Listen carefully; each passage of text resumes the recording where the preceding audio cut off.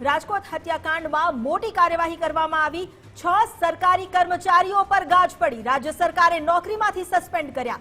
મુખ્યમંત્રી ભૂપેન્દ્રભાઈ પટેલે સૂચના આપી જવાબદારો સામે કડક કાર્યવાહી થશે। 6 અધિકારી જેમને તાત્કાલિક અસરથી સસ્પેન્ડ કરવામાં આવ્યા છે। આરએમસીના town planner Gautam Joshi suspend કરાયા તો આસિસ્ટન્ટ એન્જિનિયર જયદીપ ચૌધરીને પણ સસ્પેન્ડ કરવામાં આવ્યા છે। આ ઉપરાંત PI VR Patel, PI NI રાઠોડને સસ્પેન્ડ કરવામાં આવ્યા।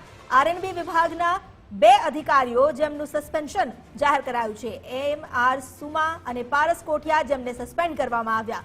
આ ઘટનાની ગંભીરતાને જોતા આ 6 અધિકારીઓ જેમને તાત્કાલિક અસરથી સસ્પેન્ડ કરવામાં આવ્યા છે।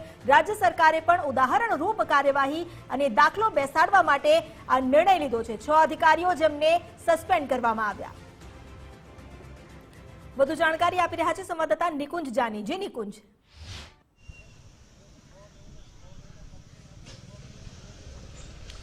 જી અમિતાભ, રાજકોટ ગેમ ઝોન અગ્નિકાંડમાં જેમની પ્રાથમિક જવાબદારી હતી ત્યાં તપાસ માટેની, પરીક્ષણ માટેની મંજૂરી આપવી કે ન આપવી તે માટેની તેવા 6 જેટલા અધિકારીઓને રાજ્ય સરકારે આજે સસ્પેન્ડ કર્યા છે।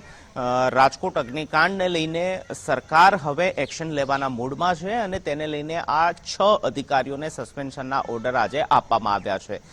2 મનપાના અધિકારી જેમાં તેઓ ટાઉન પ્લાનર અને આસિસ્ટન્ટ એન્જિનિયર ટાઉન પ્લાનર વિભાગની અંદર કાર્યરત હતા તેવા 2 મનપાના અધિકારી, માર્ગ મકાન વિભાગ આરએનબીના 2 અધિકારી અને 2 પોલીસ ઇન્સ્પેક્ટરને સસ્પેન્ડ કરવામાં આવ્યા છે। પગલાં લેવાની કામગીરી અહીંથી અટકશે નહીં। સૂત્રો પાસેથી અને સરકારી વર્તુળમાંથી જાણકારી મળી રહી છે કે હજી પણ જેમની પ્રાથમિક જવાબદારી આ દુર્ઘટનાની અંદર બને છે તેવા અધિકારીઓ સામે, તેવા લોકો સામે પગલાઓ ભરવામાં આવશે।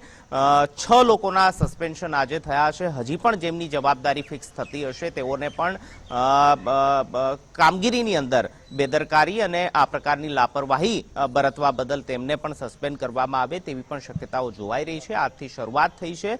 હજી પણ એસઆઈટીનો જે રિપોર્ટ આવશે તેના આધારે જે પણ જવાબદારી ફિક્સ થતી હશે તેમની સામે પણ આકરા પગલાં લેવાના મૂડમાં સરકાર જોવા મળી રહી છે।